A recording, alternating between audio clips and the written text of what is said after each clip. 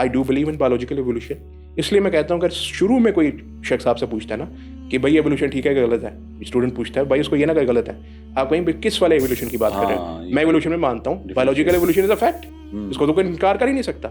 But if you are talking about Darwinian evolution, अब इसके अंदर आप फिर मुझे कोई एविडेंस ला दे, मैं मान लेता हूँ, बात खत्म हो जाएगी। डाउट्स का क्रिएट हो जाना कोई बड़ी बात नहीं है, डाउट्स होना बहुत नेचुरल चीज़ है। अब इट डिपेंड्स कि हम उन डाउट्स को कैसे हैंडल करते हैं, उसको टैकल कैसे करते हैं, हम उनके आंसर्स को या उनको रफा करने के लिए क्या मैकेनिज्म अपनाते हैं, ये बहुत इंपॉर्टेंट है। Sometimes when the mechanism is wrong, that leads to agnosticism. First of all, कभी भी डायरेक्ट कोई एथिज्म की तरफ नहीं जाता। आपको वो सर्कमस्टेंसेस देखने पड़ेंगे जिसमें आपकी ज़ात और फिर जिस यूनिवर्स में आप रह रहे हैं वो यूनिवर्स अपने वजूद में है। उन सर्कमस्टेंसेस को आप स्टडी करेंगे, उसके बाद आप इस नतीजे पे पहुंचेंगे कि it can not come from nothing, because there was a point when there was something and everything has come from something. Where did the something come from?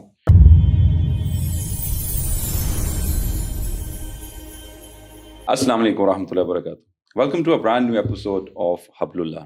मैं हूं आपका होस्ट इरज खान और आज हम बात करना चाहेंगे उस चीज़ पर जिस पर लोग खुलकर इतनी बात नहीं करते। ये वो चीज़ें हैं जिसका जानना मैं समझता हूँ हमारे लिए बहुत ज़रूरी है, क्योंकि हमारे जहनों में कई सवाल होते हैं जिनके जवाबात हमें नहीं मिल पाते। इस ख़ास टॉपिक पे बात करने के लिए आज मैंने अपने स्टूडियो में हमने दावत दी है, एक बहुत ही काबिल शख्सियत हैं डॉक्टर उमर फारूक सईद साहब। उनका जो एकेडेमिया में बहुत काम है और इसके साथ प्रैक्टिसिंग जो है डॉक्टर हैं, और उनका जो बहुत सी बुक्स के ऑथर भी हैं। जो स्पेशल उनका एक काम है वो ये है कि जो मारूफ ज़माना एथिस्ट रिचर्ड डॉकिंस की जो एक बुक थी द डिल्यूजन ऑफ गॉड, उसका रद्द, उसका फिलोसॉफिकल और साइंटिफिक एनालिसिस जो है वो डॉक्टर साहब ने किया। तो मैं वेलकम करता हूँ डॉक्टर साहब। अस्सलाम वालेकुम। वालेकुम अस्सलाम व रहमतुल्लाहि व बरकातुहू। आपका बहुत शुक्रिया जो आपने कीमती वक्त। My pleasure, my pleasure. हम जो बात एथिज्म पे करना चाहेंगे कि आज आप देखते हैं कि स्पेशली जो हमारा नौजवान तबका है उसको चीज़ों का आइडिया नहीं है, चीज़ें उस तक पहुंचती हैं मुख्तलिफ प्लेटफॉर्म से। एग्जैक्टली। तो उनकी आगाही के लिए, उनकी गाइडेंस के लिए आप क्या समझते हैं जो एथिज्म, इल्हाद, ये अगर हम इसको थोड़ा सा जानना चाहिए है क्या असल में? बेसिकली इसकी दो तरह से मैं इसको डिफाइन कर सकता हूँ। एक तो वो है जो आम आदमी को समझ में आ जाएगी बात, और एक वो है जो कि बहुत एकेडमिक है। If I am to tell you the journey leading to atheism, I would say कि it starts from skepticism. तशकीक से शुरू होती है बात। देखिए, डाउट्स जो है कि इंसानी माइंड जो है वो बहुत क्यूरियस होता है, क्यूरियस माइंड है ना हमारा। तो इस वजह से डाउट्स का क्रिएट हो जाना कोई बड़ी बात नहीं है, डाउट्स होना बहुत नेचुरल चीज़ है। अब इट डिपेंड्स कि हम उन डाउट्स को कैसे हैंडल करते हैं, उसको टैकल कैसे करते हैं, हम उनके आंसर्स को या उनको रफा करने के लिए क्या मैकेनिज्म अपनाते हैं, ये बहुत इंपॉर्टेंट है। Sometimes when the mechanism is wrong, that leads to agnosticism. First of all, कभी भी डायरेक्ट कोई एथिज्म की तरफ नहीं जाता, वो agnosticism के अंदर ही झूलता रहता है। मतलब पता नहीं है या नहीं है, क्या हकीकत है मुझे नहीं पता इस बारे में। एंड देन इवेंचुअली अगर उसको कोई ऐसी कंपनी मिल जाए, this is what I am telling you with my experience, हो सकता है किसी की जर्नी मुख्तलिफ भी रही हो, लेकिन with my experience I have seen कि ऐसे लोगों को फिर अगर कोई कंपनी ऐसे मिल जाए कि जो वाकई में उनको एथिज्म की तरफ ले जाने वाली हो, तो फिर वो उस तरफ चले जाते हैं। That is the journey leading to atheism. Now basically atheism of course it's very simple कि अल्लाह सुब्हानहू तआला की ज़ात को जो लोग नहीं मानते या उसकी एग्जिस्टेंस को नहीं मानते वो एथिस्ट होते हैं। Now as the terminology says, ये चीज़ हमारे यहाँ पर बहुत टैबू है, पर होती थी, बस खैर अब तो नहीं है। अब तो थोड़ा बहुत इसके अंदर जो है वो नॉर्मलाइजेशन आ रही है, जो कि विच इज अनफॉर्चुनेट। लेकिन आई हैव टू से कि एक वक्त था, से कोई समझता, जब मैं बचपन में छोटा था तब तो it was something absolutely taboo, ऐसा कोई बात ही नहीं कर सकता था। अब आहिस्ता आहिस्ता नॉर्मलाइजेशन इस चीज़ की हुई है, विच इज अनफॉर्चुनेट। बट हम उस राह पे चलते हैं जिस पे पहले वेस्ट चलता है, और वेस्ट से फिर हमारी तरफ जो चीज़ आती है ना, सेम टू सेम हम इंपोर्ट करने के तो बहुत पहले ही एक्सपर्ट हैं। हर चीज़ तो वैसे ही इंपोर्ट करते हैं। हम अपने आइडियाज़ भी इंपोर्ट करते हैं, इंटेलेक्चुअल आइडियाज़ हों या उसके अदरवाइज सिविलाइजेशनल आइडियाज़ हों, अपने कल्चरल आइडियाज़ हों, हम तो उसको भी ऑन, अपने कल्चर को भी ऑन नहीं करते। तो हम उसके बाद वेस्टर्न आइडियाज़ को जब ऑन करना शुरू करते हैं, तो वो import of those ideas that leads to somewhere, first of all leads to scepticism. और आपको पता है जो वेस्टर्न स्केप्टिक थॉट थी वो एक अरसे तक चली, उसके अंदर एकेडमिक्स के अंदर चली, उसके बाद David Hume and Immanuel Kant, और उसके बाद आने वाले वक्त में Friedrich Nietzsche, Bertrand Russell and all of this writers west के अंदर, खुसूसन ग्रेट ब्रिटेन के अंदर उनका जो काम है। उसके बाद वहाँ से वो एक लहर, एक पोप, वहाँ की जो क्रिश्चियनिटी थी, बिकॉज उनकी अपनी को कुछ ऐसी चीज़ें थी कि वो एक आम आदमी के लिए उस वक्त जो आदमी था जो प्रोग्रेस करना चाहता था, सिविलाइजेशन उनकी स्टक थी, आपको पता यूरोपियन डार्क एजेस थी, तो उनको भी तो एक कैथारसिस चाहिए था अपना। वो क्यों थी? उसकी वजह ये थी कि उनकी इंडस्ट्रियल रेवोल्यूशन से पहले पोप की इजाजतदारी इतनी ज़्यादा थी कि उनको वो खुलकर काम ही नहीं करने देते थे। जो करते थे, थोड़ी बहुत किसी ने बात की, उसको उन्होंने कह दिया पकड़ लो इसको। वही बात है जो आजकल कहीं होता है इधर उधर। बहरहाल तो इस वजह से फिर एक रिवोल्ट था, वो एक दीनी रिवोल्ट कह लें, वो एक रिलीजियस रिवोल्ट कह लें, या revolt against the pope, and that happened in the great Britain. और ब्रिटेन के अंदर से फिर वही फिलोसोफर्स को छुटे, उन्होंने कुछ ऐसे आइडियाज पेश किए, और उसके अंदर आप कह लें कि चार्ल्स डार्विन को भी थोड़ा बहुत क्रेडिट दे दें कि वो एक जो गैप था कि where did we come from, origin क्या है हमारा, वो ओरिजिन वाला जो गैप है वो चार्ल्स डार्विन की थ्योरी से फिल हो गया उनके नज़दीक। और फिर वो चीज़ हमने, और हमारे वो एक टर्मिनोलॉजीज यूज करते हैं लंडे के लिबरल्स, उन्होंने इंपोर्ट कर ली, अपनी सोच को ही नहीं, उनकी इंपोर्ट कर ली। या तो आपकी अपनी सोच हो, मैं अप्रिशिएट करूंगा, इट्स गुड, अच्छी बात है, आप अपनी सोच बेच रहे हैं, कोई रैशनल थिंकिंग हो, आपको आप कहें जी मेरा ये थॉट पैटर्न है, ये मेरा पैटर्न है, मैंने ऐसे सोचा वैसे सोचा और फिर ये चीज़ मैं इस नतीजे पे पहुंचा। आपने कहा कि आपने उठाया आइडिया, इंपोर्ट किया और उसको कहा जी यही सब कुछ है, this is what exactly it is. तो इस तरह से हमारी वो जर्नी फिर यहाँ पर इंपोर्ट हुई, वो आइडियाज इंपोर्ट हुए, और उसके बाद आज सिचुएशन आपके सामने। बिल्कुल। अभी आपने ना बड़ा खूबसूरत जो बात बीच में की ना, इग्नोस्टिज्म, जो इग्नोस्टिक है, असल में ये भी डिफरेंस है एक एथिस्ट में और एग्नोस्टिक में। Exactly. तो अक्सर लोग इस चीज को भी नहीं समझ पाते। यानी एग्नोस्टिक वो क्या जो कहता है कि I do not have any sort of tools to determine whether there is a god और नॉट, अब मुझे पता ही नहीं है। तो एक जो अक्सर मैं ये देखता हूँ कुछ लोग जो एथिस्ट हैं, जब उनको कोई पॉइंट नहीं मिलता अपने एथिज्म को डिफेंड करने के लिए, तो वो प्रिटेंड कर लेते हैं कि नहीं हम तो एग्नोस्टिक हैं, हमें पता ही नहीं। Exactly. तो जिसको हम आसान अल्फाज में, जो मैं कभी अक्सर कह देता हूँ कि ये मुनाफिकत है।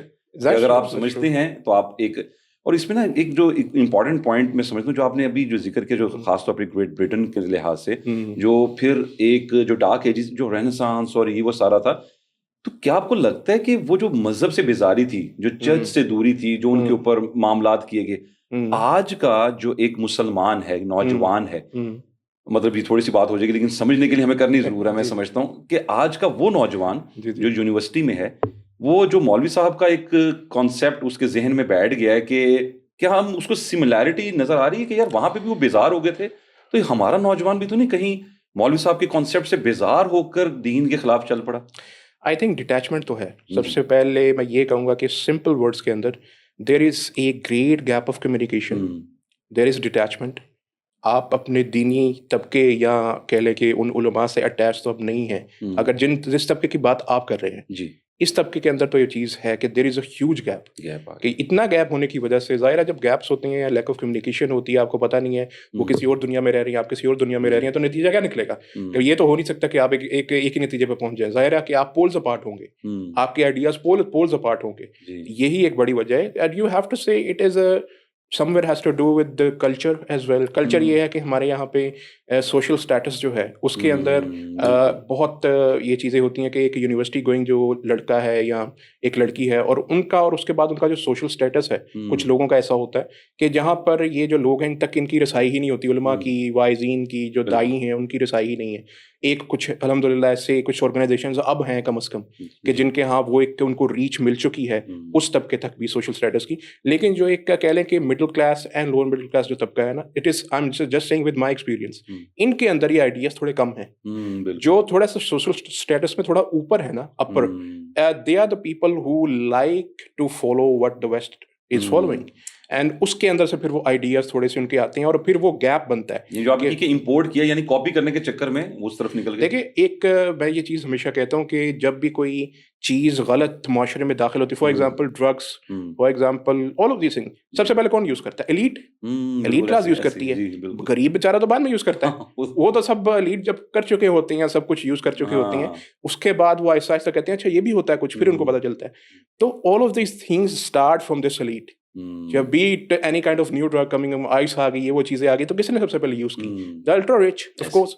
उसके बाद वो चीजें, और आइडियाज का भी इसी तरह से है। और ये जो नैरेटिव्स हैं, आई वुडंट से कि ये बिलीव्स हैं, ये जो एथिज्म ड्रिवन नैरेटिव्स हैं, आइडियोलॉजी नहीं मैं इसको कहता, ये नैरेटिव है कि आप एक लिबरल लाइफ सेट को प्रेफर करते हैं ओवर ए दीनी लाइफ सेट। जी और वो रिलीजियस लाइफस्टाइल आपको डिस्टर्ब करता है, you don't feel comfortable in following it.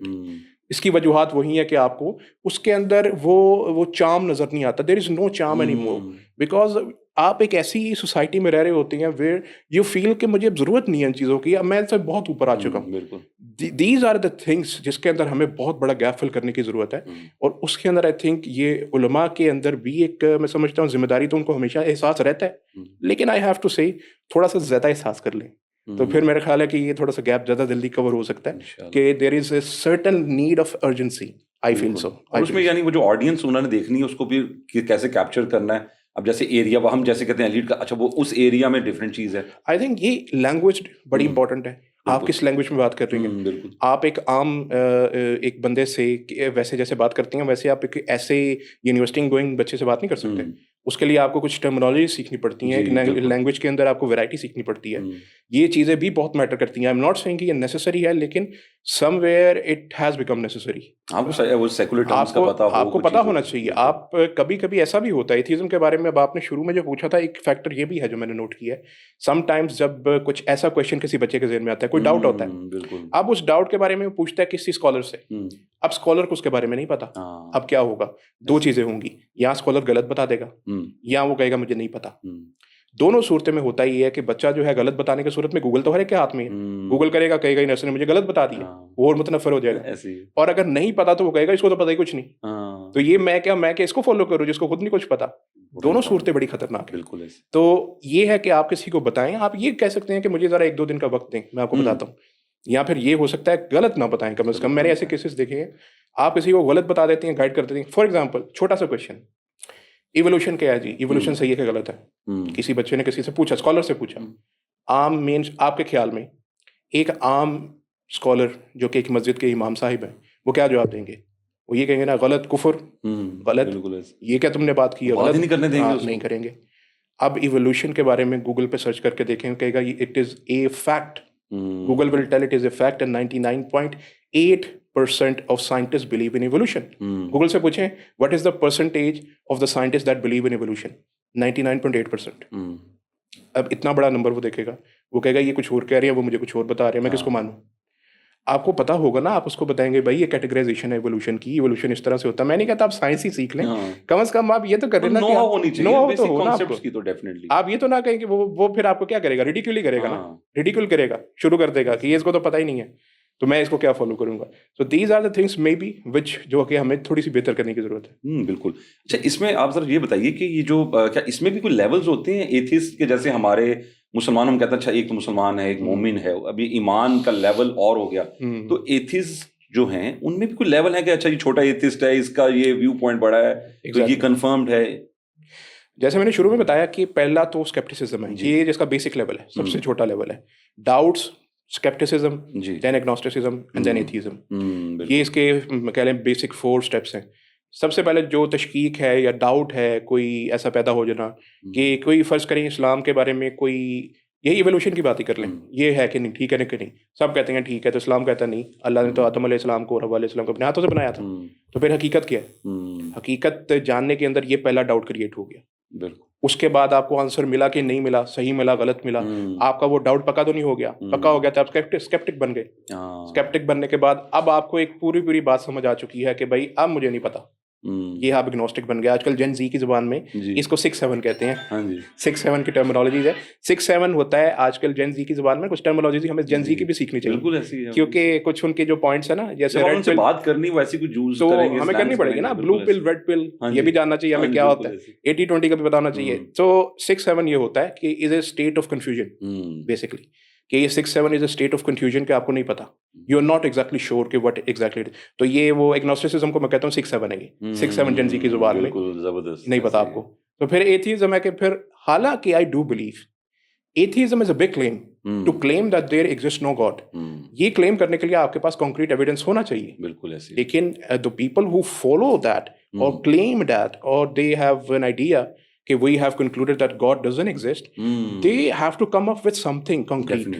Concrete evidence is required, because you believe that we follow scientific methodology, we follow empiricism, or maybe we follow the positivism in research methodology as well, और उसका नतीजा क्या है कि आपको फिर वो सारे साइंटिफिक प्रोसेस के स्टेप फॉलो करने पड़ेंगे। आपको ये करना पड़ेगा ना कि आप ऑब्जर्वेशन से शुरू करेंगे, आप उसके बाद एक्सपेरिमेंटेशन पे जाएंगे, आपके पास डाटा कलेक्शन का भी स्टेप आएगा, फिर उसके बाद आप करेंगे ना यहाँ पर आपने किस नतीजे पर पहुंचे हैं, किस स्टेप के नतीजे में कि अल्लाह आपने खुदा की जात को नहीं पाया, आपने कहाँ पर देखा, आप यूनिवर्स से बाहर जाकर देख रहे हैं। मतलब मैं देखने की बात नहीं कर रहा, ऐसी बात नहीं कर रहा, एक मजाक में कर रहा हूँ। बात यह है कि आपके पास वो टूल्स नहीं है ना डिसीजन मेकिंग में। प्रोसेस आपके पास सबसे बड़ा तो evidence, that is in simple words we call it circumstantial evidence. जो अल्लाह सुब्हानहू तआला की जात ने आपको यूनिवर्स पे जब गौर फिक्र करने के लिए कहा है ना, तो अल्लाह ने कहा है कि सर्कमस्टेंशियल एविडेंस को देखो। बिल्कुल ऐसे सर्कमस्टेंसेस को देखो, ये कैसे हो गया, इसको देखोगे तो पता चलेगा ना मेरा, इसको देखे बगैर कैसे पता चलेगा। आपने जबरदस्ती मनवाना है किसी से, मनवा लें, आपकी मर्जी है, लेकिन आपको वो सर्कमस्टेंसेस देखने पड़ेंगे जिसमें आपकी जात और फिर जिस यूनिवर्स में आप रह रहे हैं वो यूनिवर्स अपने वजूद में है। उन सर्कमस्टेंसेस को आप स्टडी करेंगे, उसके बाद आप इस नतीजे पे पहुंचेंगे कि it can not come from nothing, because there was a point when there was something and everything has come from something. Where did the something come from? तो we all go to the origins of the universe and it's a big debate. मैं इसको ज्यादा technical नहीं करता, लेकिन बहरहाल atheism is a big claim to make. And if someone, जैसे आपने पहले डिस्कशन हमारी हो रही थी कि जब कोई एथियस्ट क्लेम करता है ना, फिर हमसे उसे कोई एविडेंस मांगते हैं तो वो कहता नहीं मैं तो एग्नोस्टिक हूँ, मुझे तो नहीं पता, मुझे तो पता नहीं, क्योंकि it's a big claim. You can not give someone, आपके पास कोई बिल्कुल सॉलिड चीज होनी। हम अगर हमसे कोई कहे आप थीइज्म का कोई दे दें, तो भाई जैसे मैंने अभी कहा, I will give the circumstances, circumstantial evidence। आपको पता है evidences की कोई 13 types होती हैं। Circumstantial evidence is acceptable in the court of law. It is acceptable in research methodology. It is acceptable everywhere. कोई एक जगह नहीं है जहाँ पे acceptable नहीं हो। आपको इसको convict हो सकते हैं circumstantial evidence के ऊपर। आप यहाँ पर हैं, आपके पास एक जुर्म यहाँ पर हुआ, for example, so sake of argument, आप यहाँ पर एक ही बंदा बैठा हुआ था करने वाले केस। अब बाहर से कोई आएगा, कौन कहेगा कि इसने किया है? सर्कमस्टेंशियल एविडेंस है भाई, और तो यहाँ पे था ही कोई नहीं, तो फिर जिसने किया उसी ने किया ना, जो बैठा हुआ था। दिस इज कॉल्ड कि आंखों से नहीं देखा, लेकिन मुझे सर्कमस्टेंसेस ऐसे नजर आ चुकी हैं कि जो मुझे लीड कर रहे हैं कि ये काम इसी बंदे ने किया। तो दिस इज के यूनिवर्स आप देखती हैं, इट एग्जिस्ट, यूनिवर्स एग्जिस्ट कर रही है, तो इसका मतलब है इसको बनाने वाला कोई है। डायरेक्ट एविडेंस, बिल्कुल circumstantial evidence leads to the direct evidence of in any case. तो बेसिकली आपको इन चीज़ों से मैं बहुत सिंपल करके बता रहा हूँ ताकि आप इसके ऊपर स्टडी करना चाहें तो आपको फिर इसके टेक्निकलिटीज का बाद में पता चलेगा। तो जस्ट गिविंग द टीजर्स, जिससे आपको समझ लगेगी कि लोगों को कि इस तरह से अगर आप स्टडी करेंगे तो हो ही नहीं सकता कभी भी आप ऐसा कोई नॉनसेंसिकल क्लेम करें।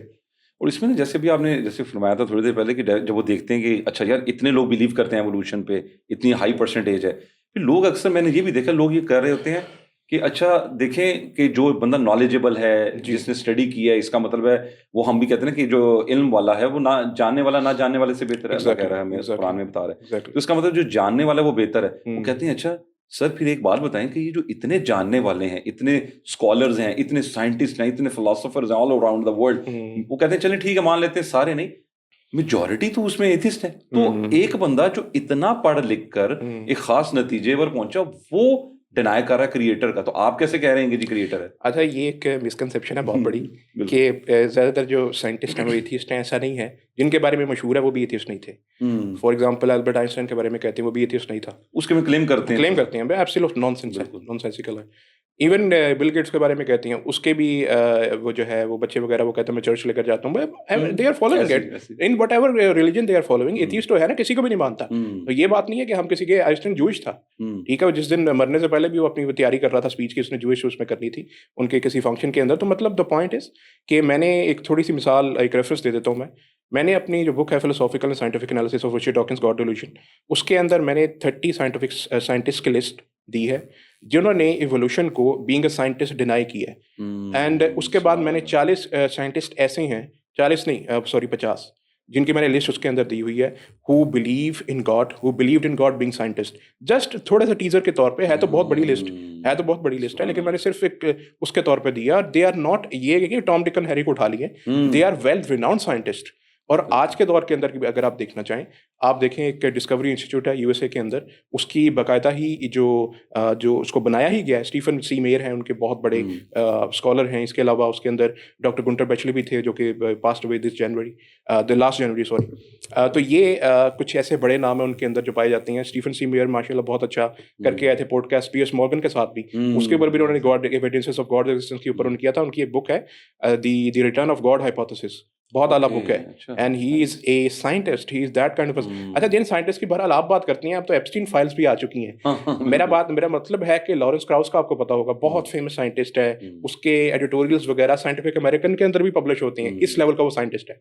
He is in the Epstein files. वो एप्स्टीन फाइल्स के ऊपर है कि वो एप्स्टीन आइलैंड के ऊपर जाता था और उसके अंदर उसकी जो जेफरी एप्स्टीन के साथ उसकी मुलाकात थी, उसकी तस्वीर मौजूद हैं। और उसके अंदर 2017 में लॉरेंस क्राउस जो था, आपका जो इसके ऊपर आप बैक करते हैं, आपको पता है हमजा एंड रिसोर्सेज की लॉरेंस क्राउस के साथ डिबेट हुई थी जी, बिल्कुल। और वो डिबेट आपको याद होगी, बड़ी फेमस डिबेट है जिसके ऊपर वो एक इंसेस्ट के क्वेश्चन पे फंस भी गया था।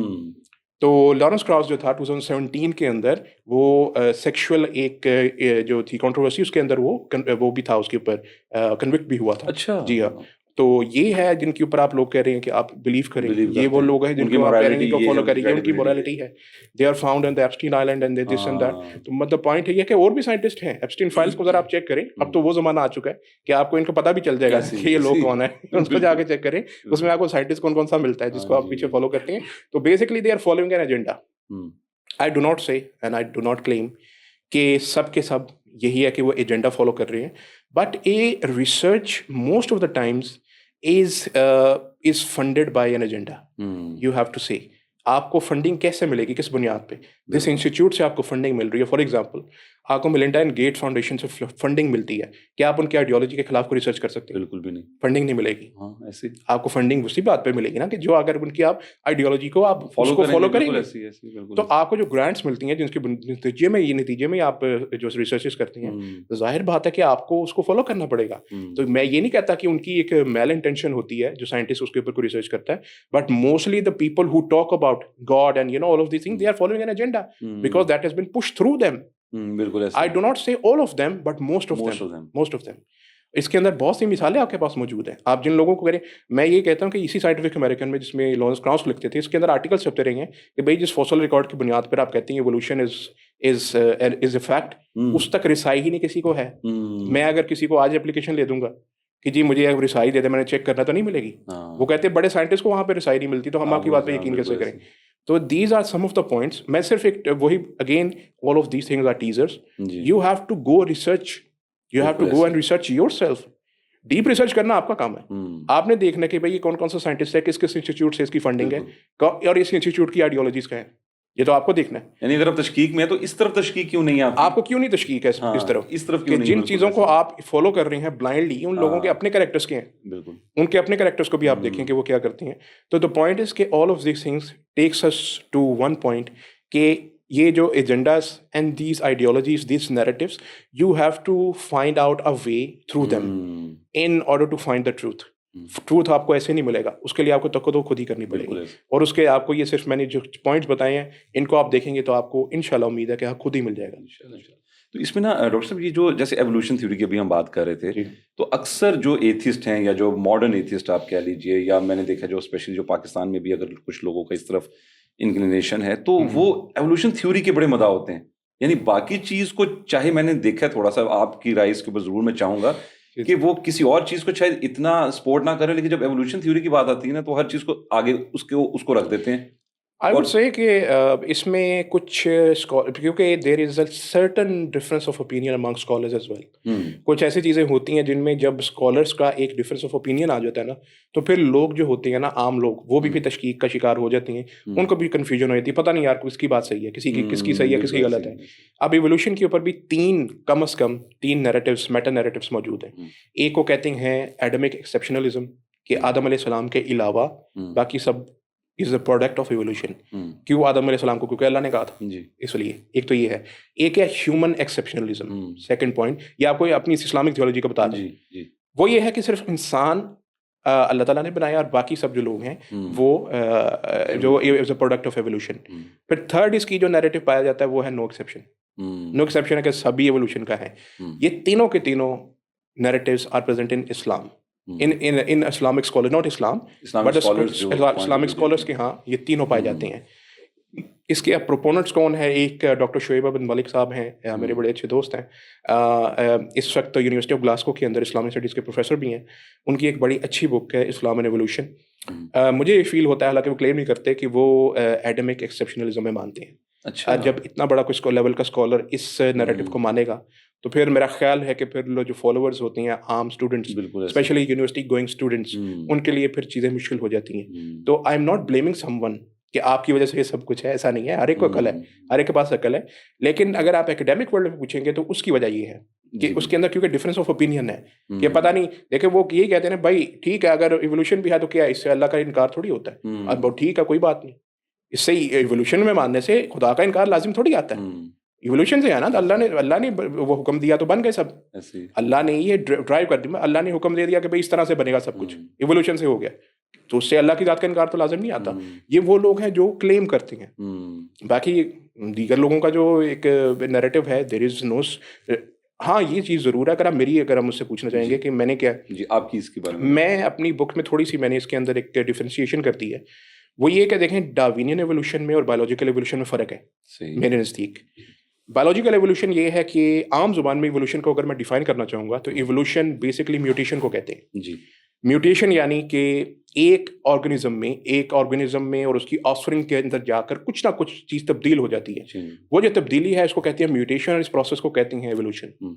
अब इवोल्यूशन अगर बायोलॉजिकल टर्म्स में हो तो कोई शक नहीं है, I am not like my father, I have different traits. You're not like your father. You must have some different traits. Even so, कुछ लोग इसकी भी मिसाल देते हैं कि सही बुखारी में हदीस है कि आदम अलैहिस्सलाम का जो हाइट थी वो 60 क्यूबिट थी, तो आज मेरी हाइट 6 फीट है, तो इतना फर्क कैसे आया? इवोल्यूशन से, इवोल्यूशन से है ना। तो ये है कि इसको कहते हैं लेकिन बायोलॉजिकल इवोल्यूशन। अब जो डार्विनियन एवोल्यूशन है ना, वो है चेंज ऑफ काइंड, कि changing from one kind to another kind. ये है वो पॉइंट जिससे we disagree and I disagree. I do believe in biological evolution. इसलिए मैं कहता हूँ अगर शुरू में कोई शख्स आपसे पूछता है ना कि भाई एवोल्यूशन ठीक है कि गलत है, स्टूडेंट पूछता है भाई उसको ये ना कहे गलत है, आप कहीं किस वाले एवोल्यूशन की बात कर रहे हैं? मैं एवोल्यूशन में मानता हूँ biological evolution is a fact, इसको तो कोई इनकार कर ही नहीं सकता। But if you are talking about Darwinian evolution, अब इसके अंदर आप फिर मुझे कोई एविडेंस ला दे, मैं मान लेता हूँ, बात खत्म हो जाएगी। अगर आप नहीं ला पाते तो अगर आपने जिद ही करनी है तो फिर जिद का तो कोई इलाज नहीं। बिल्कुल, क्योंकि वो एक स्कॉलर से ना एथिस्ट क्वेश्चन कर रहा था, जो एवोल्यूशन के ऊपर बात की, तो उन्होंने कहा कि क्या ये आप क्रिएशन ऑफ ह्यूमन की बात कर रहे हैं या गाइडेड? उन्होंने कहा जी गाइडेड एवोल्यूशन भी हो सकती है, अभी जैसे हम बात कर रहे हैं, तो उन्होंने कहा कि ये भी हो सकता है कि अल्लाह ताला की तरफ से एवोल्यूशन गाइड की गई। तो वही बात है कि हम लोग पहले उसको डिफरेंशिएट करें कि अच्छा बात हो क्या रही है और क्यों, ताकि वो जो एक जो यंगस्टर है या कोई भी शख्स है जो इस तरफ उसका जो टिल्ट हो रहा है तो उसको पता लगे कि यार बात क्या है। इसमें ना डॉक्टर साहब एक चीज जो मैं समझता हूँ कि जो एथिस्ट है वो तो खुदा का इनकार कर रहा है, वो किसी मजहब को नहीं मान रहा ना, वो इसका मतलब है इस्लाम, हिंदुइज्म, क्रिश्चियनिटी, जूदाइज्म। लेकिन क्या आपको लगता है, यानी मुझे ये लगा है कि मैंने थोड़ा सा देखूं कि मेजॉरिटी एथिस्ट इस्लाम से नफरत करते हैं, इस्लाम के खिलाफ बात करते हैं। यानी अगर आप नहीं मानते तो भाई क्रिश्चियंस का भी वही खुदा है, हमारा भी, या इनके हमारे खुदाओं में फर्क है, तो इसके पीछे आपको क्या रीजन नजर आता है? I think if I go back in history, little bit near history, इसमें ऐसा नहीं होता था। इसमें असल में पोस्ट मॉडर्न प्रोडक्ट है आपका जी। ये वाला जो आपने पार्ट जिक्र किया ना, ये पोस्ट मॉडर्निटी का गिफ्ट है आपको। इससे पहले होता ये था कि क्योंकि स्केप्टिसिज्म सारा वेस्ट में था, मॉडर्न दौर में, मॉडर्निटी तक भी कर लें, तो उसके अंदर ये होता था कि जितनी ये सारी चीज़ें होती थी सब क्रिश्चियनिटी, बाइबल, या देखो ये क्या है, ये क्या है। और आपको पता है बाइबल में कुछ ऐसे पैसेजेस भी हैं कि जो बहुत एक्सप्लिसिट भी हैं, जिनको बात करना किसी आम शरीफ आदमी के लिए भी पॉसिबल नहीं है। तो उसको वो फिर बड़ा एक्सप्लॉइट करते थे, भाई देखो ये क्या है, ये क्या मुझे टीच कर गया, this is your morality, this is what you are telling me that नौजुबिल्लाह prophet is having this with their own daughter. तो ये ऑल ऑफ दीस थिंग्स इसको वो करते थे एक्सप्लॉइट। ये पहले दौर की थोड़ी सी बात बता रहा हूँ। लेकिन पोस्ट मॉडर्निटी का गिफ्ट आपको ये मिला कि उन्होंने फिर इस्लाम को भी टच करना शुरू कर दिया। रिचर्ड डॉकिंस ने, मजे की बात है, गॉड डिल्यूजन के अंदर लिखा है, हालांकि मैंने कुरान ना उसने पढ़ा है, कोई चीज़ नहीं उसने पढ़ी, उसने क्या चीज़ एक्सप्लॉइट की है, वो 2004 में डेनमार्क के अंदर वो जो कार्टून्स बने थे उसके ऊपर मुसलमानों ने बड़ा वो ये कर दिया था, वो कर दिया था। भाई उसको पॉइंट ये है कि आपके पास पॉइंट कोई नहीं है, आपने क्या करना था, किसी को पकड़कर किसी को छेड़ोगे, तंग करोगे, उसके बाद वो रिएक्ट करेगा, तो आपने उस रिएक्ट को कर लिया। ये है, ये एक्सप्लॉइटेशन टेक्निक है कि ये एक्सप्लॉइटेशन टेक्निक होती है। तो पॉइंट ये है कि उसके बाद शुरू करने की कोशिश उस वक्त से की गई। अब द गॉड रिलीजन कितने में 2006 में आई थी। जी 2006 के बाद से लेकर उसके बाद एक बहुत बड़ा टिल्ट आया कि इस्लामिक लिटरेचर के ऊपर भी बहुत, हालांकि इससे पहले भी होती थी, लेकिन एक बहुत बड़ा उसके बाद एक टिल्ट आया इस एकेडमिक वर्ल्ड में भी कि वो इस्लामिक जो टेक्स्ट हैं उनको भी वो फिर इस तरह से तनकीद का निशाना बनाना शुरू किया गया, और उसके ऊपर आहिस्ता आहिस्ता आहिस्ता आहिस्ता और इतना ज़्यादा वो चीज़ हो चुकी, क्योंकि उसके बाद कुछ यूनिवर्सिटीज़ के अंदर ऐसा जैसे मैंने कहा ना कि नैरेटिव्स की वो एक वॉर ऑफ नैरेटिव्स होती है, यूनिवर्सिटीज़ में फिर ऐसे डिपार्टमेंट्स बाकायदा हुए। ओरिएंटल स्टडीज़ तो पहले थी, ओरिएंटलिज्म था, ओरिएंटलिज्म लेकिन था किस हद तक था, हालांकि वो मजे की बात है क्रिश्चियनिटी को भी ओरिएंटलिज्म ही मानते हैं, क्योंकि जो बाइबल है ना वो भी तो ओरिएंटल बुक है ना, it's coming from the east, it is orientalism, वो इसको भी ओरिएंटल स्टडीज के अंदर ही दाखिल रखती है। लेकिन वो फिर इसके बाद वो फिर यहाँ से थोड़ा सा आगे मूव करके और मूव करके वो आगे फिर इस्लाम की तरफ, फिर वो कुछ डिपार्टमेंट्स ऐसे बने गए और उसके बाद फिर ऐसी चीज़ें उसके अंदर डिस्कशन हुई। बहरहाल it all came down to the point where मुसलमानों के पास, जब मुस्लिम्स के पास एक अपॉर्चुनिटी आई, अल्लाह की तरफ से आती है, हम तो हडरम लोग हैं, अल्लाह ने फिर जब अपॉर्चुनिटी दी कि ये एतराज़ात हैं, ये ओरिएंट जो आपके ओरिएंटलिस्ट करते हैं, और उसके बाद फिर आपने उनके जवाबात के लिए अल्हम्दुलिल्लाह इतना काम किया कि आज उसकी वजह से they are no more I would say those departments there which we can see, at least I can not see, कि जो ओपनली ऐसा काम करते हैं। बहुत छोटे पैमाने पे ऑर्गेनाइजेशनल वर्क के अंदर शायद ऐसा होता हो, लेकिन अब इतने बड़े पैमाने पे ऐसा काम अब वो नहीं हो रहा। तो ये उस दौर की थोड़ी बहुत तो वो थी कहानी, और उसके अलावा आई डोंट थिंक सो। अच्छा उमर भाई, अब अगर हम देखें कि जो एथीज़म की जो लहर है, ये हमने भी बात की वेस्ट से इंपोर्ट हुआ, ये सारा कुछ, उनका कल्चर और है, हमारा कल्चर और है, तो पाकिस्तान में जो इसका राइज हुआ, ये आपके ख्याल में ये कब से हुआ और ये अब किस पैमाने तक पहुंच चुका हुआ है? I think honestly if I am to say इसमें इंडिविजुअल जो इसका जो पार्ट है ना वो बहुत कम है। I think there is a collective failure. बात यह है कि फॉर मी अगर आप कहेंगे पाकिस्तान जैसे मुआशरे के अंदर जी एथीज़म कैसे आ सकता है, मतलब इफ़ यू से मी, आप किसी बाहर के बंदे से पूछे tell me an ideal Muslim country, तो आपको 2-3 नाम बताएंगे, सऊदी अरेबिया, पाकिस्तान का नाम जरूर लेंगे, जरूर लेंगे, सऊदी अरेबिया, पाकिस्तान, मलेशिया, मतलब ये 3 बताएंगे, इसके अलावा तो कोई है नहीं। अब पॉइंट ये है कि यहाँ जैसी इस्लामिक कंट्री के अंदर ऐसा हो कैसे सकता है? It all has to do with the lifestyle. Basically हम दो चीज़ों को अगर स्टडी करें, एक है you live a liberal lifestyle and then you can live a religious lifestyle.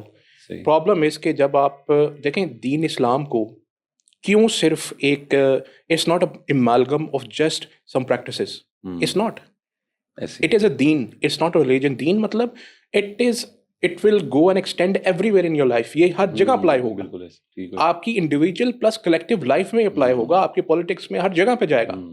Problem ये है जब आप एक लिबरल लाइफस्टाइल को अपनाते हैं ना, आप, मैं ये नहीं कहता कि लिबरल मुसलमान नहीं होते हैं, मैंने ये ऐसे भी लिबरल देखे हैं जो नमाज भी पढ़ते हैं, लेकिन अपने लाइफस्टाइल में वो लिबरल होते हैं।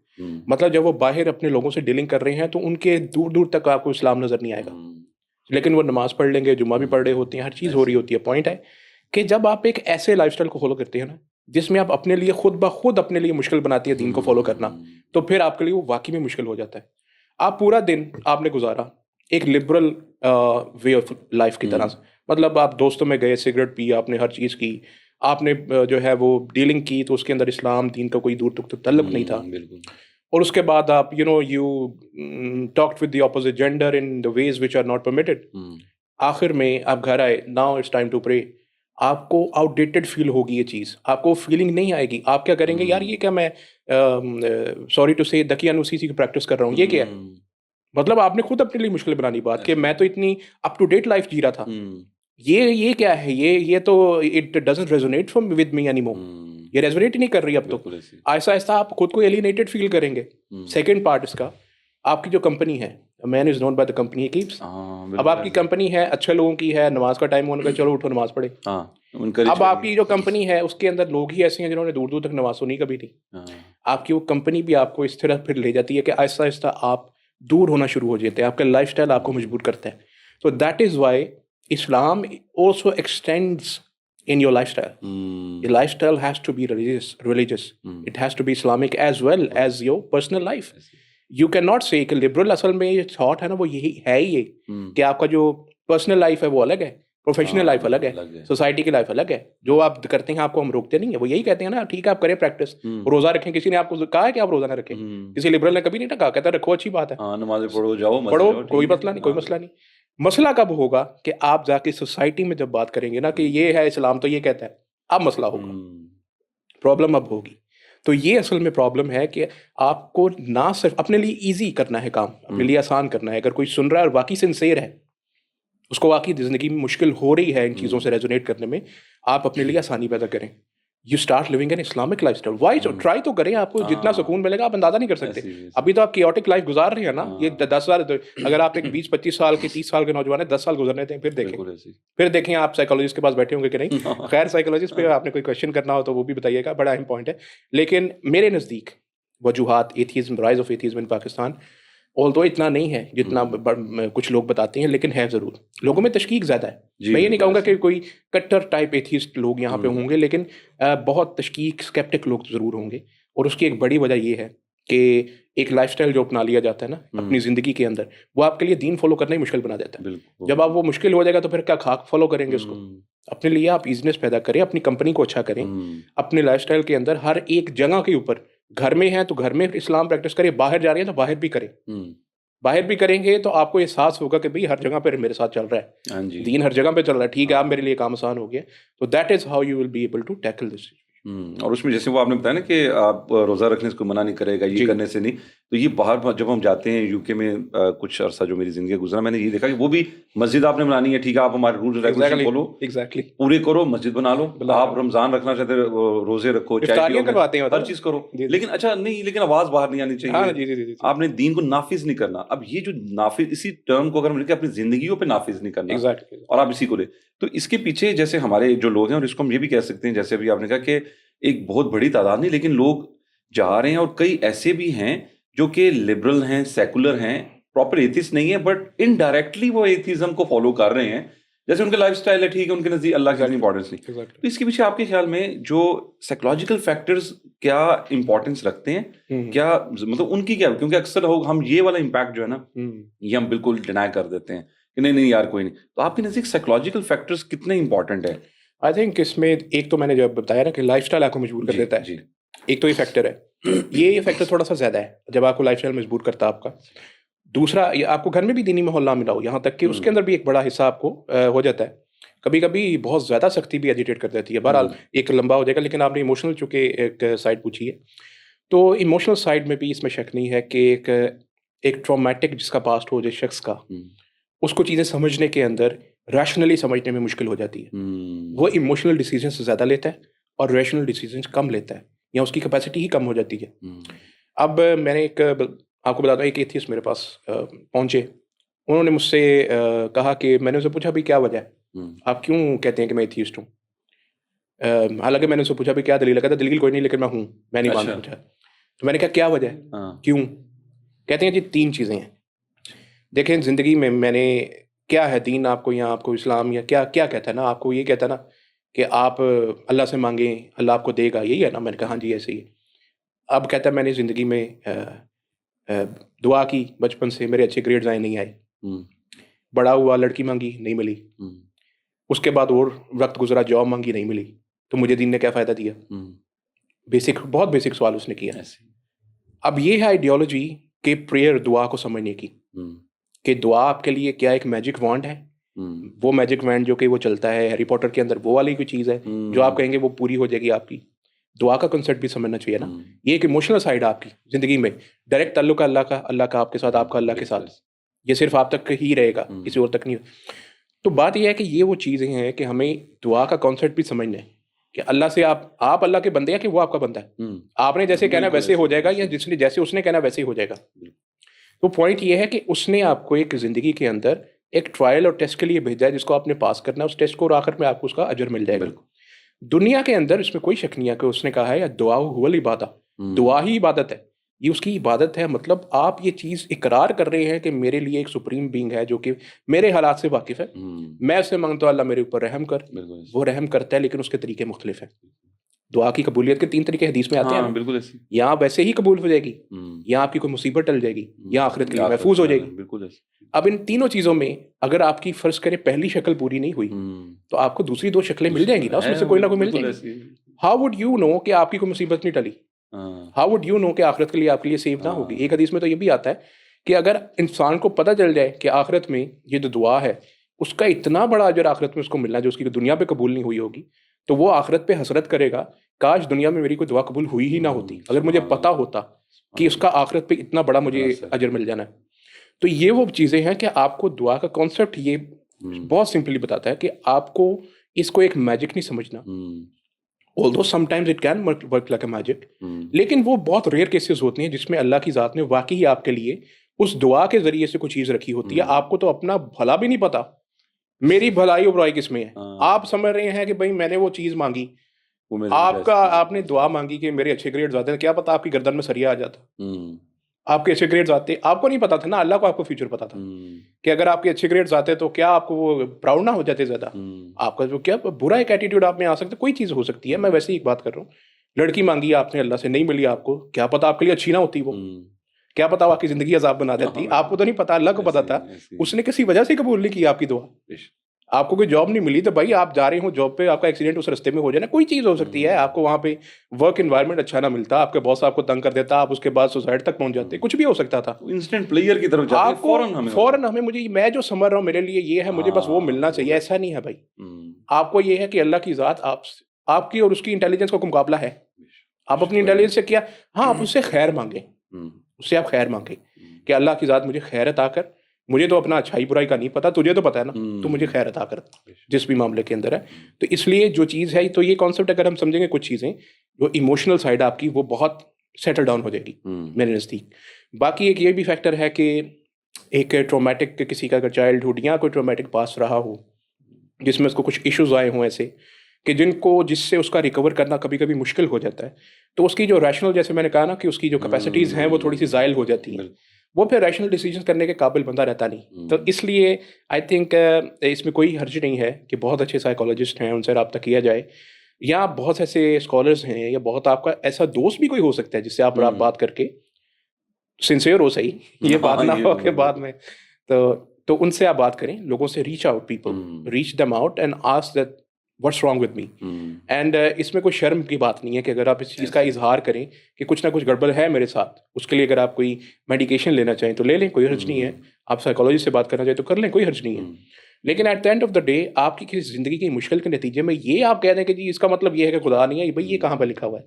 आपको दुनिया में एज अ ट्रायल के लिए भेजा गया ना, तो ट्रायल ठीक है, आप टेस्ट के जब आपको पड़ेगी कोई, आपको क्रिकेट की मिसाल ले लेना, आपको कोई प्रेशर सिचुएशन आ गई, ऊपर से 4 आउट हो गए, 5वां बैट्समैन अब आके कहा यार बड़ा प्रेशर है, मैं तो टेस्ट क्रिकेट मार के बाद मानता ही नहीं, ये तो मतलब नहीं है, ऊपर से आउट हो गए तो हो गए, क्या करोगे? आपके ऊपर जिम्मेदारी है, संभाल लो विकेट, समझिए जिम्मेदारी आ गई है ना, तो भाई कर लो। आप अपने ऊपर नहीं ध्यान देना, अपनी कोशिश नहीं करनी उस पे। एक नाकामी हो गई तो खत्म है दुनिया, खत्म है लाइफ। अपनी कोशिश जारी रखें। अल्लाह ने आपको 2 हाथ 2 पैर, एक इतना जहन की दुनिया में किसी को नहीं दिया, वो इंटेलेक्ट अता की है, तो उसके नतीजे में आप मसलों को हल करें। और it's never the end of the day, it's never the end of the world, sorry, it can be the end of the day, it's never the end of the world. अगर आपको कोई चीज़ नहीं मिली, इसका ये मतलब नहीं है कि दुनिया खत्म हो गई है, उसके आगे एक बहुत बड़ी दुनिया बाकी है, और उस दुनिया के अंदर आपको कोई चीज़ ऐसी रिप्लेस करके अल्लाह की साथ दे सकती है कि आपको अंदाजा भी नहीं होगा कि उससे कितनी अच्छी और कितनी बड़ी थी। और आप उस पर फिर आप सोचेंगे, फिर कहेंगे यार ये क्या है, मैं पहले कितना बेवकूफ़ था, क्या चाह रहा था और देखो अल्लाह ने मुझे क्या अता कर दिया। तो ये चीज़ें हैं, आप समझेंगे तो इंशाल्लाह सारी चीज़ें आसान हो सकती। लेकिन आपने तो भी कह दी किसी साइकोलॉजिस्ट के पास भी जाएंगे, वरना कई ऐसे लोग हैं जब हम बात करते हैं ना तो वो तो कहते हैं वो साइकोलॉजी कुफर, वो कहते हैं सिगमंड फ्राइड, वो नहीं आपने उसके कायद मान। तो ये जो माइंड सेट है, ये आपने भी देखा होगा अक्सर लोगों के यहाँ कि नहीं यार साइकोलॉजी पढ़नी नहीं, साइकोलॉजी समझनी नहीं। तो जब तक हम इन चीज़ों को थोड़ा बहुत अलाइन नहीं करेंगे अपने पर्सपेक्टिव के साथ, तो हम आगे सक्सेसफुल नहीं हो सकते। मैं एक वीडियो देख रहा था, एक अच्छे स्कॉलर तो नहीं है, अच्छे डॉक्टर हैं, और वो अच्छे सोशल मीडिया पे बड़े रहते हैं, इन रहते हैं। वो ये कह रहे थे जी मुसलमान को कभी डिप्रेशन नहीं हो सकता, मुसलमान को डिप्रेशन कैसे हो सकता है? ये तो बात बिल्कुल 2 मुतज़ाद चीज़ें आपस में हुई। कल ही मैंने वीडियो देखी, वो देखी आपने, अच्छी बात है।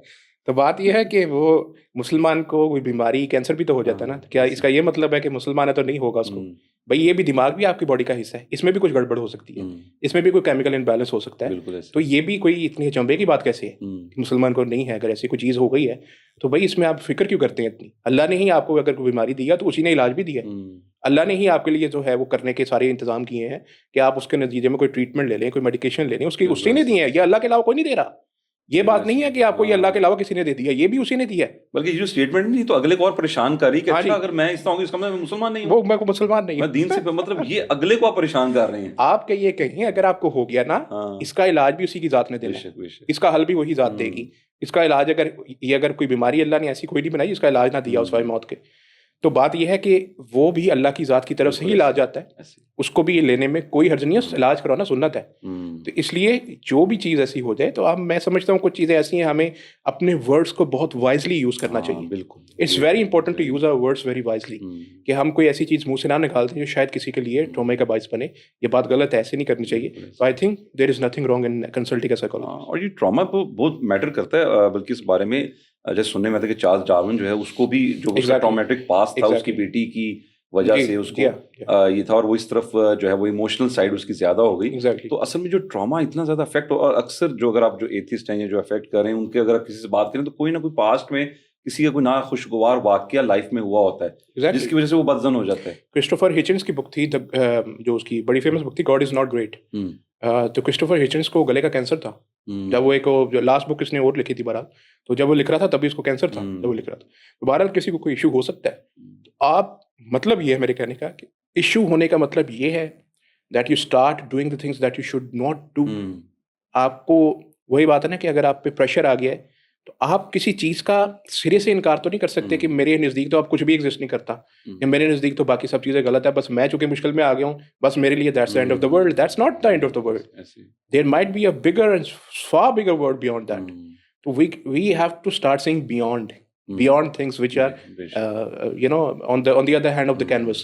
हम कैनवस की एक ही साइड देखते हैं जो हमारे सामने नजर आ रही है। So there is always the other side to the picture की अदर साइड भी होती है, उसको देखने की आदत डालें और अपने जो होराइजन्स हैं उनको एक्सपैंड करें, मेंटल होराइजन्स को देखेंगे तो हर तरफ से चीजें कवर करेंगे तो आसानी होगी इंशाल्लाह। डॉक्टर साहब कुछ ना क्वेश्चन हैं जो डिफरेंट एथिस्ट के, वो मैं चाह रहा हूँ कि हम शामिल कर लें जरूर, फिर उसके ऊपर हम सॉल्यूशंस की तरफ हम बाद में जाते हैं। एक जो अक्सर जो क्वेश्चन आता है, कहते हैं कि कुरान कहा जाता है कि जी बड़ी क्लियर बुक है, क्लैरिटी है, इसमें कोई शक नहीं, हर चीज़ बड़ी सही है। तो अगर इतनी क्लियर है तो इसी कुरान को पढ़कर मुख्तलिफ लोगों ने मुख्तलिफ जो हैं वो सेक्ट्स बन गए, और एक ही आयत है उसका किसी ने कोई मतलब ले लिया, और ये भी नहीं कि ये अजम ने लिया, ये अरब से ही हुआ, यानी सहाबा के दौर से भी कहते हैं। तो ये जो इख्तलाफात के ऊपर ये बात कहते हैं कि कुरान में इतने इख्तलाफात, मतलब जो कहते हैं तो वो उनको ये लगता है कि यार ये क्वेश्चन उनको बड़ा ना तंग करता है कि यार अगर कुरान में उनके मुताबिक कि अगर क्लैरिटी है तो फिर ये लोग इस तरह मुख्तलिफ ज़ावियों में क्यों चलेंगे। देखें, जैसे मैंने शुरू में एक चीज़ अर्ज की थी कि हमारा चूंकि एक क्यूरियस माइंड है, एक ऐसा माइंड है जो कि सोचता है और उसके नतीजे में किसी नतीजे पे पहुंचता है। प्रॉब्लम ये है कि हम किसी एक स्पेसिफिक तरीके से या मैकेनिज्म से अगर सोच रहे हैं ना, हमारी एक स्पेसिफिक मेथोडोलॉजी है किसी चीज़ में सोचने की, हम उसको कभी भी ये चीज़ किसी दूसरे बंदे से एक्सपेक्ट नहीं कर सकते कि दूसरा बंदा भी एग्जैक्टली सेम तरीके से सोचे। बिल्कुल बिल्कुल। दो डिस्टिंक्ट इंडिविजुअल हैं, दो डिस्टिंक्ट थॉट पैटर्न्स हैं, कभी भी एक नहीं हो सकते। इसकी वजह ये है human nature, this is human nature to differ with each other. That is why सहाबा कराम के अंदर इख्तलाफ हो जाता था। कभी किसी ने कहा कि ये गलत है, कोई हर्ज नहीं है, होना इख्तलाफ का होना कोई बड़ी बात नहीं है। इख्तलाफ के नतीजे में आपका जो बिहेवियर है ना, जो आपका रिस्पॉन्स है, रिस्पॉन्स ये बात तय करता है कि अब क्या है इसके अंदर। Then you have to blame human beings. The divine text doesn't have to be blamed for that. It is the behavior of the human beings that needs to be blamed. किसी स्कूल ऑफ थॉट का अलग हो जाना कोई बड़ी बात नहीं है। स्कूल ऑफ थॉट को कभी किसी ने भी कंडेम नहीं किया कि स्कूल ऑफ थॉट पैटर्न्स या कोई भी चीज़ ऐसी है उसको किसी ने कभी कंडेम नहीं किया। हमेशा कहा जी सब ठीक है। आपने कभी किसी को सुना है कि कुछ स्कूल ऑफ थॉट को करता हो जो जानता है दीन मजहब को? सब कहते हैं जी सब ठीक है, सब स्कूल ऑफ थॉट ठीक है, कभी किसी ने बुरी। अब जो फॉलोअर्स है माशाल्लाह, वो इस चीज को दूसरी तरफ, अब वो कहते हैं भाई मैं ही ठीक हूँ तो गलत है। अब जो है हम आपसे तो सलाम भी नहीं लेंगे, हम आपके पीछे नमाज भी नहीं पढ़ेंगे। प्रॉब्लम यहाँ पर होती है कि हमारा जो रिस्पॉन्स है टू ए पर्टिकुलर प्रॉब्लम वो बहुत गलत होता है। ये चीज़ बाइस बनती है सेक्टेरियनिज्म की। नहीं तो सेक्टेरियनिज्म का होना, आप एट द सेम टाइम एक शाफी हो सकते हैं, एट द सेम टाइम आपके साथ बैठा शख्स एक मालिकी हो सकता है, और आप एक बहुत अच्छे दोस्त हो सकते हैं, इकट्ठे नमाज पढ़ सकते हैं, इकट्ठे खाना खा सकते हैं, कोई मसला नहीं है। किसने का मसला है इसमें? कोई कहाँ पर लिखा हुआ है इसमें कोई मसला है? कोई मसला नहीं। मसला ये तब होगा जब मैं कहूँगा अच्छा ये तो वो है और मैं ये हूँ, अब तो इसके साथ मेरा जो है वो नहीं बनेगी, मैं तो इसके साथ इस तरह से बिहेव करूंगा, मेरा तो ये है, ये तो गलत है, ये तो गुमराह है, नाउज़ुबिल्लाह। तो ये तो पहली चीज़ है, ये तो गुमराह है, दूसरा बंदा गुमराह है, मैं ही ठीक हूँ, मेरी ही राह जो है वो सीधी राह है। तो ये पॉइंट है कि ये अल्लाह का जो कुरान और आप वसल्लम की हदीस मुबारक में किसी किस्म की ऐसी कोई चीज़ नहीं है जो आपको सेक्टेरियनिज्म की तरफ लेके जाती हो। आपकी डिफरेंट इंटरप्रिटेशंस का होना भी, ये भी एक इसकी भी वजूहत, इसका भी हिस्ट्री में देखना पड़ेगा आपको, हिस्टोरिकल रीजंस है इसकी। जिस वक्त में ये चीज़, उस वक्त जब सहाबा कराम का खैरुल कुरून का जो दौर था और उसके बाद आने वाली 2 जनरेशन थी, क्योंकि इस्लाम बहुत एक्सपैंड हुआ था, बहुत डिफरेंट जगहों के ऊपर स्कॉलर्स चले जा चुके थे, तो उनका जो एक सेट ऑफ नॉलेज था वो एक जगह पे शिफ्ट हो गया। फॉर एग्जांपल जो मदीना का नॉलेज था वो इमाम मालिक, और फिर इसी तरह से बाकी वो बगदाद में और कूफा में और इसी तरह से दीगर आइमा का था जो नॉलेज, वो सेट ऑफ एक वो नॉलेज एक पैक जो था वो उस तरफ एक स्पेसिफिक रीजन में चला गया, और उसकी वजह से बहुत सी ऐसी नरेशंस जो थी दूसरे लोगों तक नहीं हुई। आज का दौर थोड़ी है, चैट जीपीटी का दौर थोड़ी है, ये गूगल का दौर थोड़ी है कि आपको पता चल जाए कि वो वाली नरेशन ये है, ये वाली ये है, सब पता चल गया, आप उसको इकट्ठा मिला के देख लेंगे तो आपको नतीजा मिल जाएगा। वो दौर था, उसके अंदर तकाजे थे, आपके तक एक चीज़ का नहीं पहुंचा, आप नहीं पहुंच सकते, मेहनत करके आपको चीज़ें हैं, जितनी कर पाया कोई इसने कर दी, उन्होंने अपनी पूरी सिंसेरिटी से जितना वो कर सकते थे कर दिया। Now it is not humanly possible उस दौर के अंदर कि आप सारे का सारा अहाता कर लें, हो ही नहीं सकता। तो वो जो अहाता नहीं हो पाता ना, वो दूसरे के पास रह जाता है, तो उसके पास जो रह जाता है वो उसका नॉलेज, उसका स्कूल ऑफ थॉट हो जाता है, और जो उसको फॉलो करने वाला है जो आपके पास है वो आपके पास हो जाता है। तो इसका ये मतलब नहीं है कि वो गलत है, इसका ये मतलब नहीं है कि मैं गलत हूँ, इसका मतलब ये है कि डिफरेंस है, इसके अंदर इंटरप्रिटेशन मुख्तलिफ हो सकती है, इसकी वजूहात फॉलो करने का अंदाज मुख्तलिफ हो सकता है, लेकिन दीन वही है, इस्लाम वही है, और रसूल वही है, और किताब भी वही है, कोई फर्क उसको हम आज बल्कि ज़्यादा बेहतर तरीके से हम देख सकते हैं। अच्छा, इसमें एक और जो चीज़ है ना वो ये आ जाती है कि फिर हमने थोड़ी देर पहले इंसेस्ट की भी बात की थी, तो ये क्वेश्चन भी अक्सर लोगों को पड़ा आता है कि अच्छा अगर ये चीज़ जो है वो आज गलत क्यों है, पहले गलत क्यों नहीं थी, तो जो जिसको आप कह लेते हैं कि जी मोरालिटी है, तो वो खुदा बताएगा कि ये चीज़ सही है, तो पहले क्यों जायज़ थी, तो इसके ऊपर आपका क्या आंसर होगा? इस प्रॉब्लम को या इस क्वेश्चन को कहते हैं प्राइमोडियल इंसेस्ट।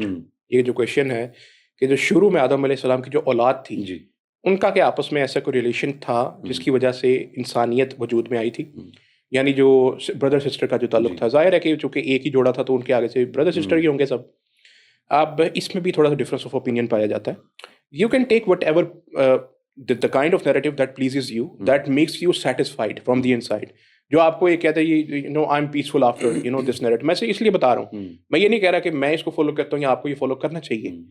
मैं ये कहता हूँ कि डिफरेंट नैरेटिव्स हैं प्राइमोडियल इंसेस्ट के बारे में। एक ये है कि अल्लाह ताला की ज़ात ने अगर कोई चीज़ आपको बताई नहीं है तो इसका ये मतलब ये है कि वो एग्जिस्ट भी नहीं करती। फॉर एग्जाम्पल अल्लाह ने आपको दुनिया सारी बता दी है कि मैंने ये चीज़ तख्लीक की है, अल्लाह ने नहीं बताई ना, आपको एक मुख्तसर बातों का बताया है। जो चीज़ें आपकी कंसर्न की नहीं है आपको नहीं बताई गई, आपकी कंसर्न की चीज़ें जो हैं वो आप तक आपको सब बता दी गई हैं। अल्लाह की ज़ात की जो तख्लीक है वो बहुत वसी है कि अल्लाह ने आपको सब बता दी है। हमें तो 1,25,000 24,000 पैगंबरों के नाम भी नहीं पता, हमें तो बहुत मुख्तसर 100 के नाम पता होंगे या इससे भी कम शायद बताऊँ, बहुत कम पता है ना। तो अल्लाह ने हमें सब चीज़ें नहीं बताई, सिर्फ जिक्र कर दिया उसका, जितना आपके लिए ज़रूरी है वो बता दिया।